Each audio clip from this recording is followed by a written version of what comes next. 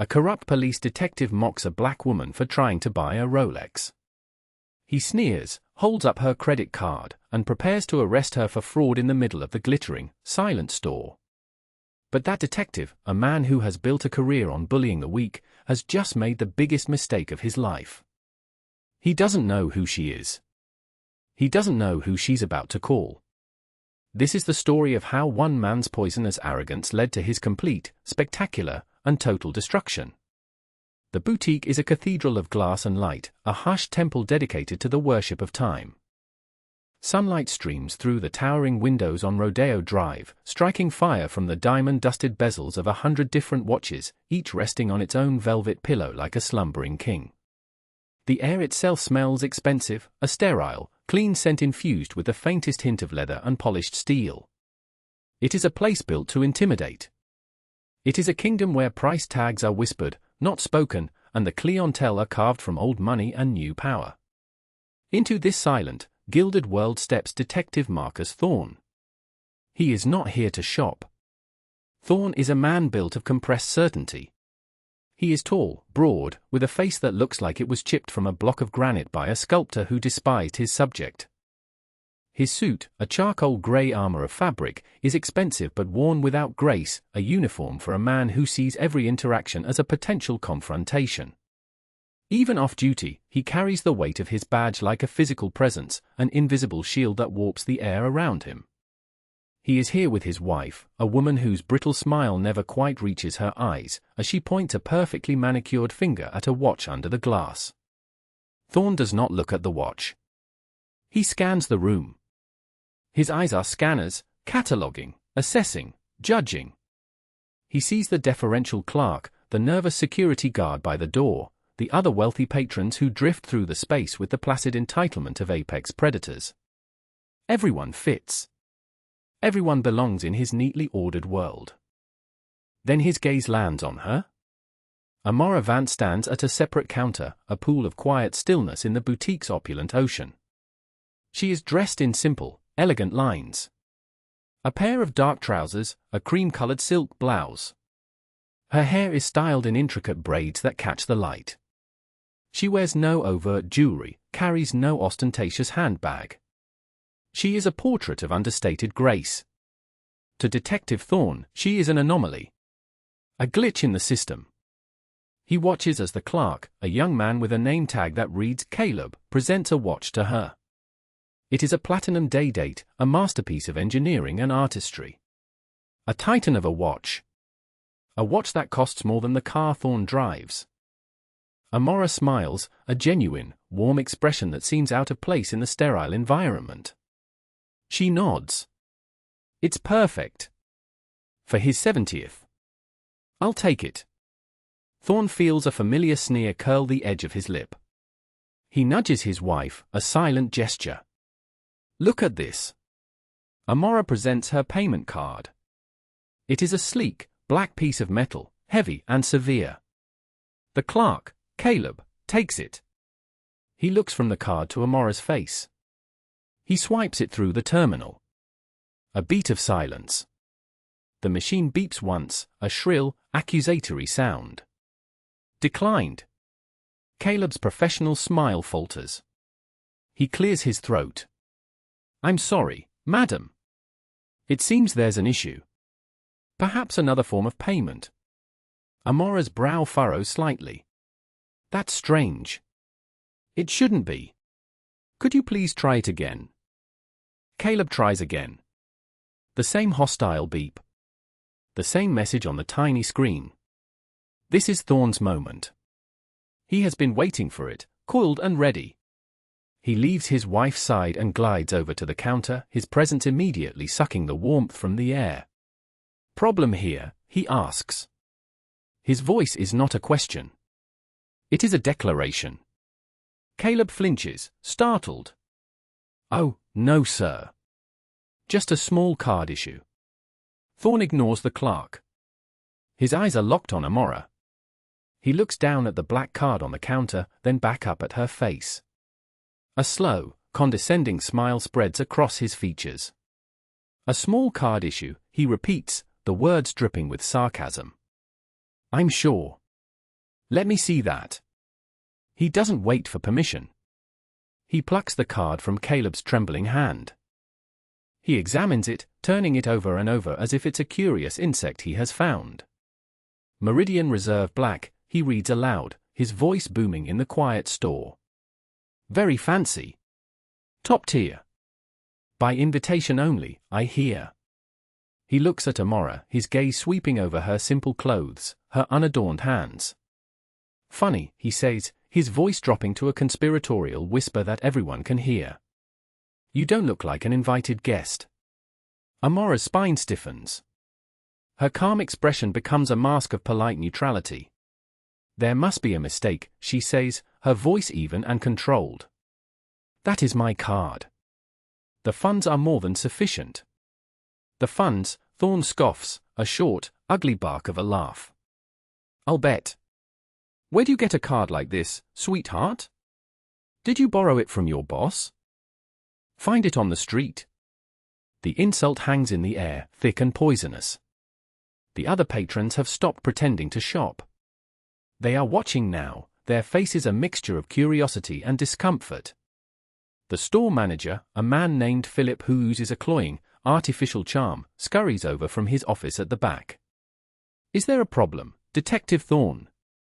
Philip asks, his eyes darting nervously between the imposing detective and the calm woman. He knows Thorne. Thorne is a regular browser and a frequent source of trouble, a man who enjoys reminding everyone of his power. We've got a problem, Philip, Thorne announces, holding the card up like a trophy. We've got a classic case of credit card fraud in progress. Fraud. The word echoes in the silent store. It is an accusation that turns Amora from a customer into a suspect. From a person into a problem. I assure you, officer, Amora says, her voice losing none of its composure, though a flicker of anger now burns in her eyes. That card is mine. My name is Amora Vance. It is written right there. Oh, I see a name, Thorne says, waving the card dismissively. But names can be stolen. Cards can be stolen. Especially by people who get in over their heads. People who want things they can't afford. His eyes rake over her again, the insult clear. People like you. Philip, the manager, is a man made of gelatin. He sees a wealthy, powerful detective, a man with connections, on one side. On the other, he sees a black woman with a declined card. For him, the calculation is simple. It is instant. Detective Thorne is right to be cautious, Philip says, turning to Amora with a look of practiced sympathy that is more insulting than Thorne's open contempt. Perhaps it would be best if you came with me to my office while we sort this out. There is nothing to sort out, Amora states, her patience wearing thin. The issue is with your machine or the bank's security servers. It is not with my account. Thorne laughs again, louder this time. He enjoys this. The performance. The captive audience. He pulls out his wallet and flashes his badge, a glint of gold and authority. Detective Marcus Thorne, Lapped Robbery Homicide Division, he declares, as if he were announcing his own coronation.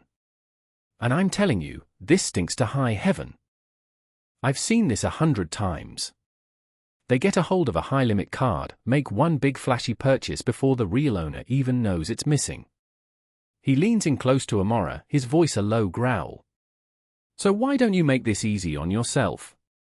Tell me where you got the card, and maybe I can talk to the DA.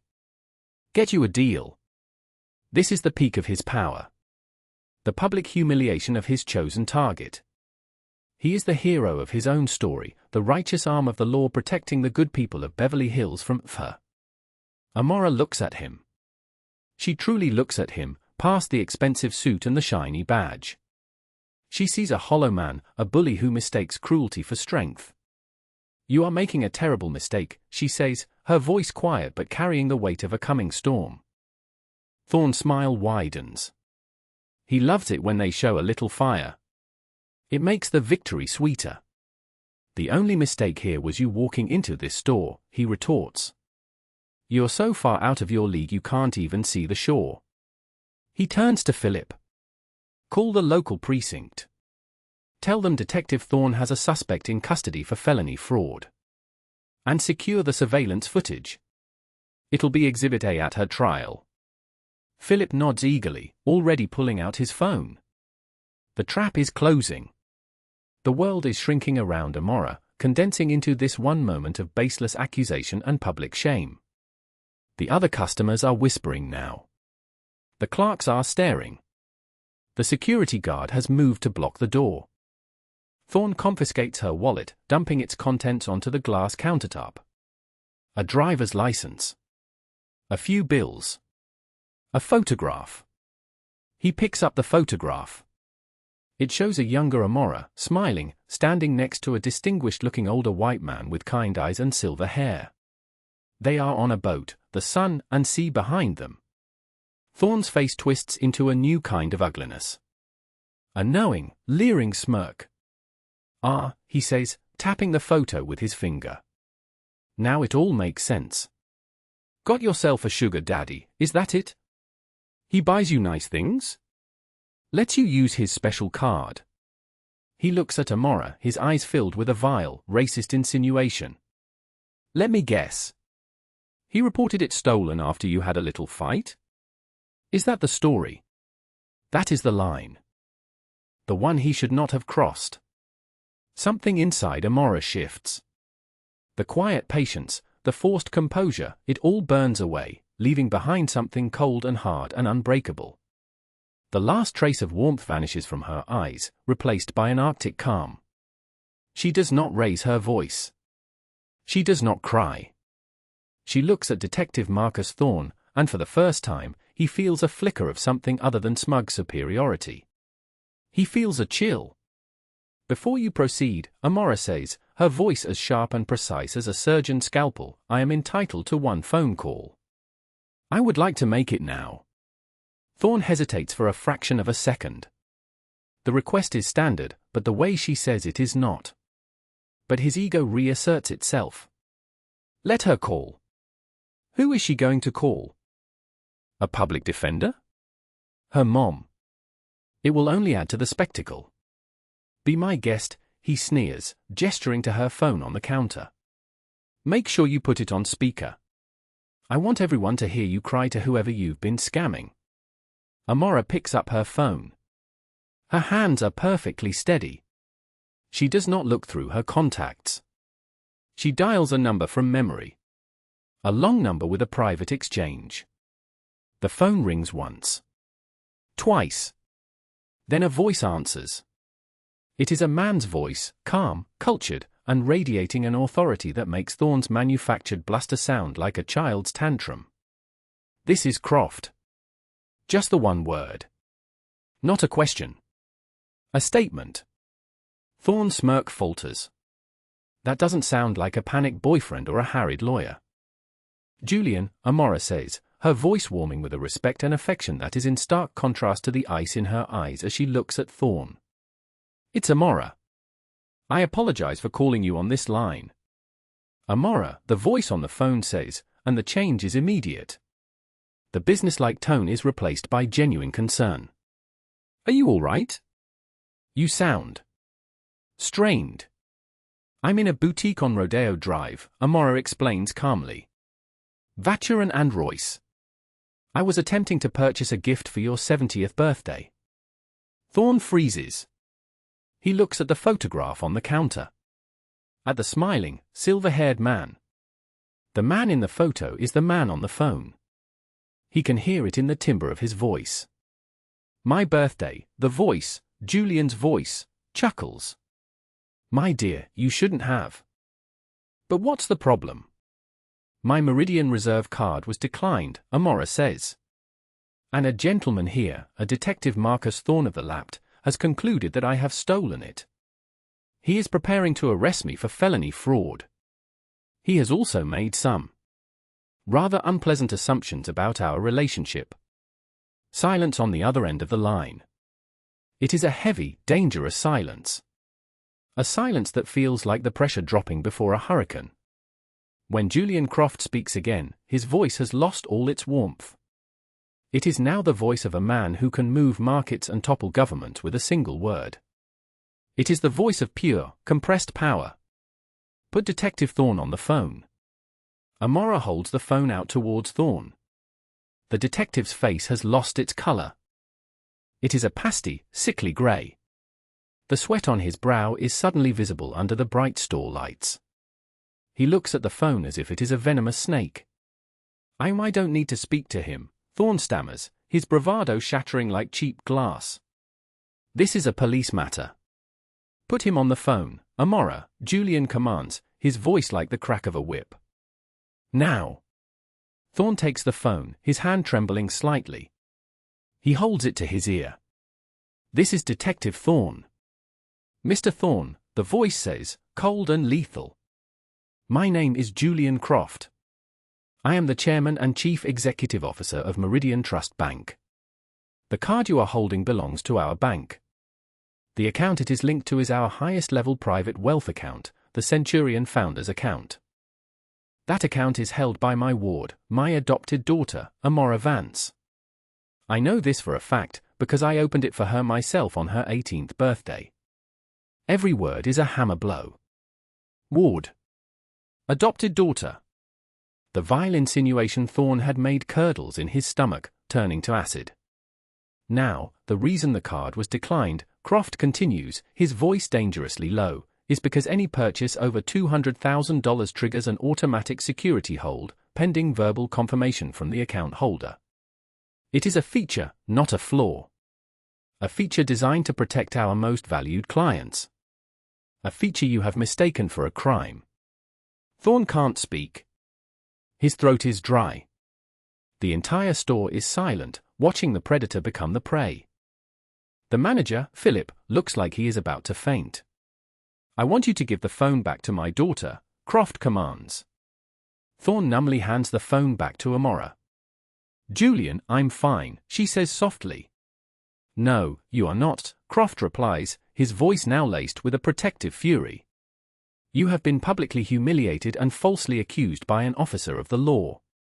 This will not stand. I want you to stay exactly where you are. My head of security is Michael Evans.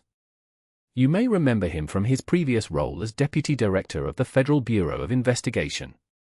He and a team of our corporate attorneys are 5 minutes away from your location. They will handle everything. Deputy Director of the FBI. The words drop into the silent room like stones into a still pond. Thorne stumbles back a step, his face a mask of disbelief and dawning horror. This is not a misunderstanding. This is a career-ending, life-altering catastrophe of his own making. Furthermore, Croft's voice continues from the speaker, now cold and clinical. I have already accessed the store's remote security feed through our corporate partnership program. I have a high-definition audio and video recording of the last 10 minutes. Your detective's comments, particularly regarding the photograph, have been noted. The recording has been forwarded to my personal friend, Police Commissioner Harris. I am told he is displeased. Commissioner Harris. Thorne feels the floor drop out from under him. He tries to speak, to apologize, to explain. This is a misunderstanding, he croaks, looking at Amora with pleading eyes. Amora looks back at him, her expression unreadable. Was it, she asks, her voice soft? Or was it a conclusion? When you reached the moment you saw me. The store manager, Philip, finally snaps out of his terrified trance. Survival instinct kicks in. He rushes towards Amora, his face a grotesque mask of apology. Miss Vance! I am so sorry. This is a dreadful mistake. Please, accept my deepest apologies. Is there anything I can do? A bottle of champagne? The watch, it's on the house. A gift from us to you. Amora just looks at him, her silence more damning than any accusation. Thorne tries to rally. He puffs out his chest, a pathetic attempt to reclaim his lost authority. Now wait a minute, he says, his voice shaking. I am a police officer. I was acting on reasonable suspicion. Reasonable suspicion. Julian Croft's voice cuts through the air from the phone, sharp as broken glass. What was your suspicion based on, detective? The color of her skin? The fact that she wasn't wearing enough diamonds to meet your approval? You are a disgrace to your badge, and I promise you, by the time I am finished, the only thing that badge will be is a memory. The front doors of the boutique swing open. It is not Michael Evans. Not yet. It is two uniformed patrol officers, the ones Philip had called just minutes earlier, in what feels like another lifetime. They walk in, looking around, expecting to see a scene. They see Thorne, pale and sweating. They see Amora, calm and composed, holding a phone. They see the terrified manager. Detective Thorne, the senior officer, asks. We got a call about a possible fraud. Before Thorne can answer, Amora speaks. It's been handled, officers, she says, her voice carrying an effortless authority that Thorne, for all his bluster, has never possessed. But you might want to wait. Internal Affairs is on their way. Internal Affairs. The two patrolmen exchange a look. They take a step back, their expressions turning neutral. They are no longer here to help Thorne. They are here to be witnesses. Thorne's world has completely inverted. The walls of the boutique, which moments ago were the stage for his triumph, are now the walls of his own personal prison. The silent audience of patrons and staff are no longer his admirers. They are the jury at his inquest. He looks at his wife, who is standing frozen by the far counter, her face a mask of horror and fury. She is not looking at him with sympathy.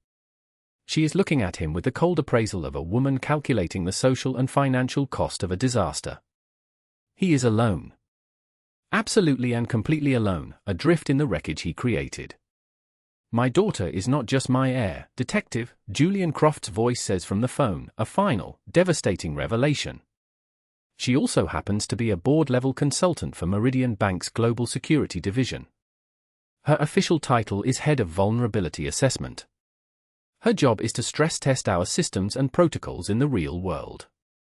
A beat of silence. Congratulations, Detective Thorne, Croft says, his voice dripping with sardonic venom.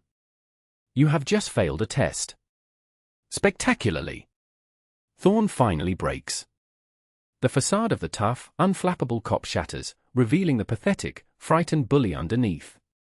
No, he whispers. No, this can't be happening. He turns to Amora, his hands outstretched in a desperate, pleading gesture. Please, he begs. Miss Vance. I'm sorry. I made a mistake. A terrible mistake. I have a family. A career. Amora looks at his trembling hands, then meets his gaze. A career, she repeats, her voice devoid of emotion. A career spent doing this to people? People who don't have Julian Croft on speed dial? How many lives have you ruined with your mistakes, Detective? He has no answer. The question hangs in the air, an indictment of his entire existence.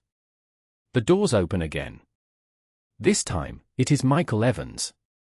He is a tall, impeccably dressed man with the quiet, watchful eyes of someone who has seen the worst of humanity and remained unimpressed. He is flanked by two sharp-suited lawyers, a man and a woman, who move with the focused, predatory grace of sharks. Evans walks directly to Amora, ignoring everyone else in the room. Amora, he says, his voice calm and reassuring. Are you harmed? I'm fine, Michael, she replies. Just disappointed. Evans nods. He turns his gaze on Thorne. It is not a hostile gaze. It is far worse. It is a look of utter, dismissive finality. The look a man gives an insect before he crushes it. Detective Thorne, Evans says, his voice flat. I am Michael Evans, head of corporate security for Meridian Trust. These are our attorneys. We will be accompanying you to the station. You are, I believe, about to be the subject of an internal investigation, as well as the defendant in a civil rights lawsuit that will be filed within the hour. One of the lawyers steps forward and hands Thorne a business card. You'll want to retain counsel, she says, her tone bored, as if she has done this 1,000 times. I advise you not to speak to anyone until you have. Just then, as if choreographed by a master of dramatic timing, another set of men enter the store. They are not in uniform. They are in the drab, ill-fitting suits that are the universal uniform of internal affairs detectives. The lead detective, a grim-faced man with tired eyes, does not even look at Thorne. He walks over to Amora. "Miss Vance? I'm Lieutenant Washington, Internal Affairs Division. The Commissioner sent us." He extends his profound apologies and assures you this matter will be handled with the utmost seriousness. Washington then turns to Thorne. His expression is one of weary disgust. "Thorne," he says, his voice gravelly, "let's have your badge and your weapon. It is the ultimate humiliation. To be stripped of his power in public. In front of the woman he tried to destroy." Thorne's hand shakes so badly he can barely unclip his badge from his belt. He fumbles with the holster of his service weapon. Washington's partner steps forward and takes them from him with an air of professional detachment. "Marcus Thorne," Washington says, his voice devoid of any emotion. "You're suspended, pending investigation. You're to come with us now." He produces a pair of handcuffs. He doesn't use them. Not yet. It's a professional courtesy, but it feels like a threat. As they escort him towards the door, Thorne casts one last, desperate look back at Amora. His face is a ruin of confusion and broken pride. "Why?" he mouths, the sound lost in the silent store. Amora meets his gaze, and for the first time, she allows a sliver of her own anger to show. "You looked at a black woman holding a piece of black metal and you saw a crime," she says, her voice clear and carrying across the room. "You never saw a person. You only saw a stereotype. That's not a mistake, detective. That's a choice. And choices have consequences." They lead him out into the blinding California sun, a broken man, his career in ashes, his future a terrifying unknown. The performance is over. The fallout is just beginning. The days that follow are a blur of systematic, merciless deconstruction for Marcus Thorne.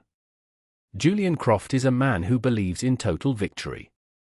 He wields his immense power not like a sledgehammer, but like a scalpel, dissecting Thorne's life with cold, methodical precision. The civil rights lawsuit filed by Meridian Bank on behalf of Amora is a masterpiece of legal devastation.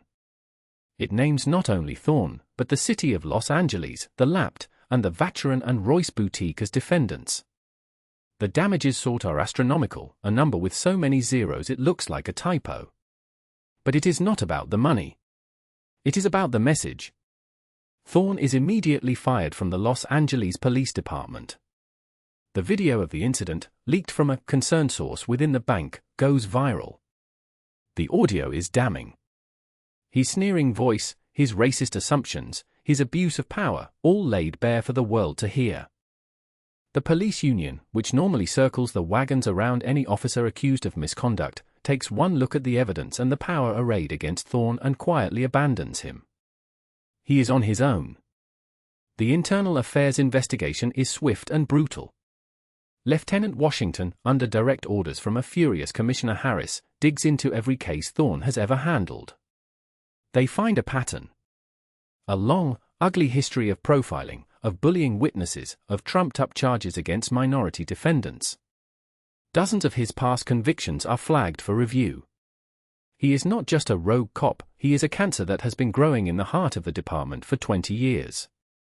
The district attorney, facing public outrage and pressure from the mayor's office, files criminal charges against Thorne.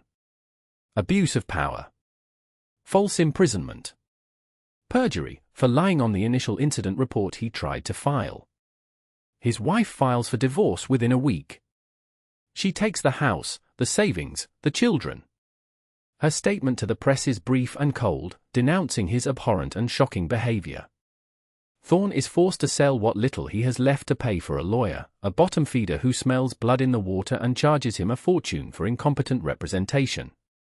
His trial is a media circus. Amora Vance takes the stand. She is poised, articulate, and unshakable.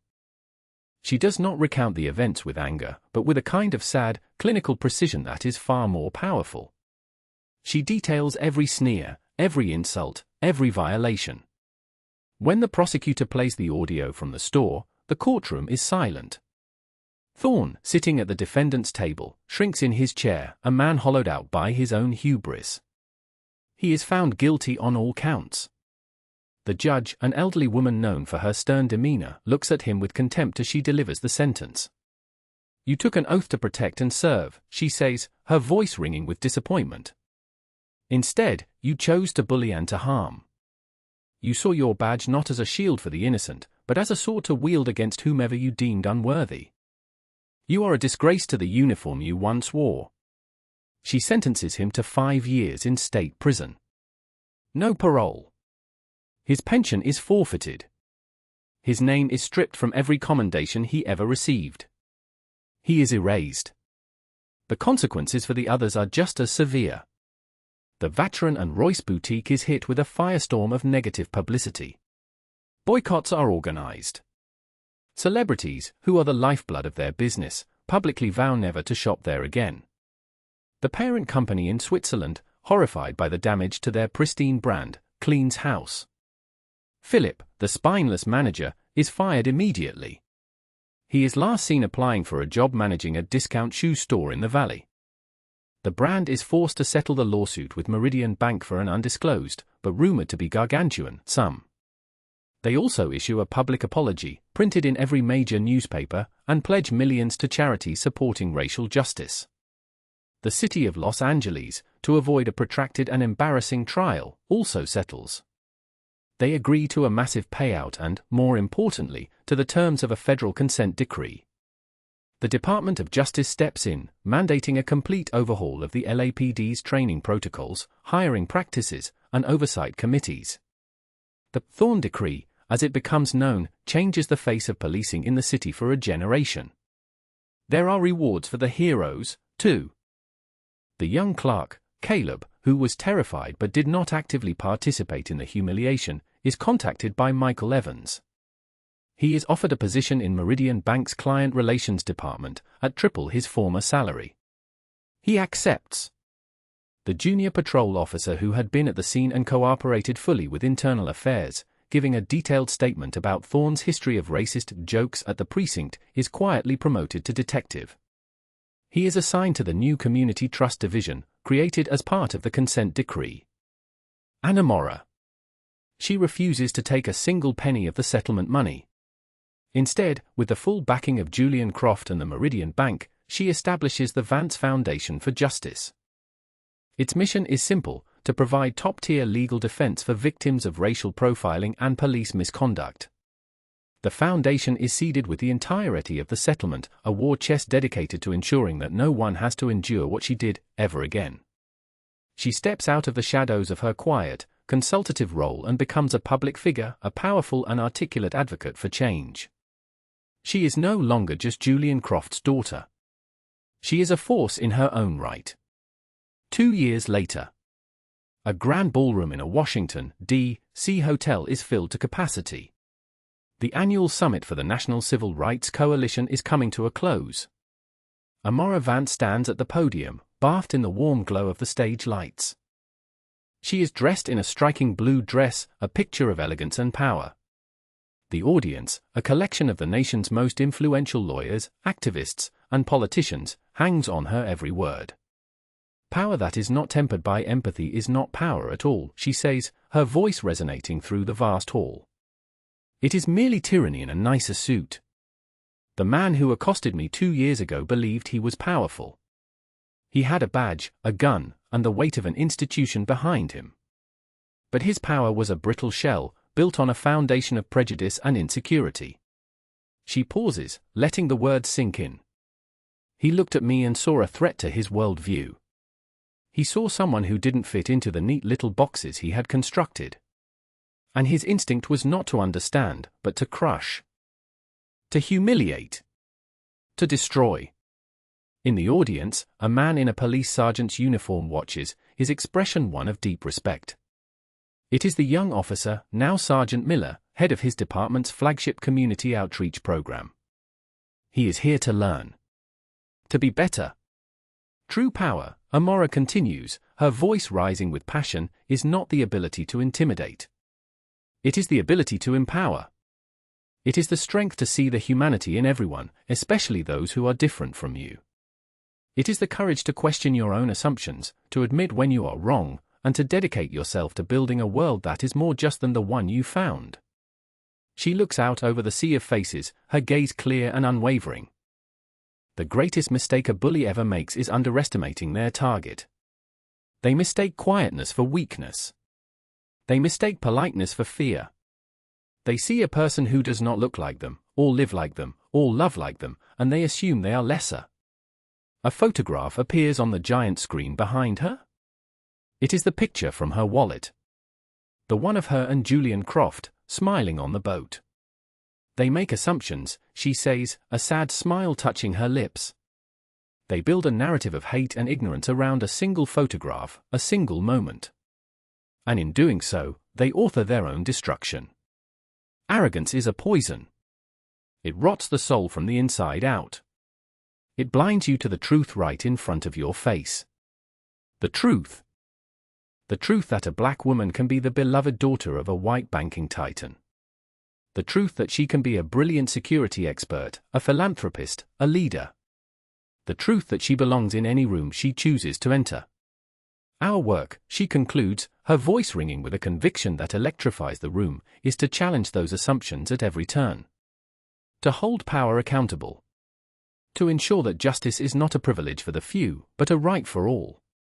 And to remind every petty tyrant hiding behind a badge or a title that the world is watching, and their day of reckoning will always, always come. The ballroom erupts in a thunderous, standing ovation. Amora Vance, the woman who was once deemed a fraud, stands before them, a symbol of justice, her quiet strength now a beacon for millions. And somewhere, in the dusty yard of a state penitentiary, a bitter, forgotten man named Marcus Thorne hears a bell ring, signaling the end of another day. He looks at his hands, no longer adorned with a symbol of power, but calloused from meaningless labor. He is no one. He is nothing. A ghost haunted by the memory of a woman in a silk blouse, a black metal card, and the catastrophic, life-shattering mistake of looking at her and seeing anything less than exactly who she was. His ruin was not an accident. It was a consequence. The inevitable, karmic result of a rotten heart. And in the end, that is the only kind of justice that truly satisfies. The kind you earn yourself.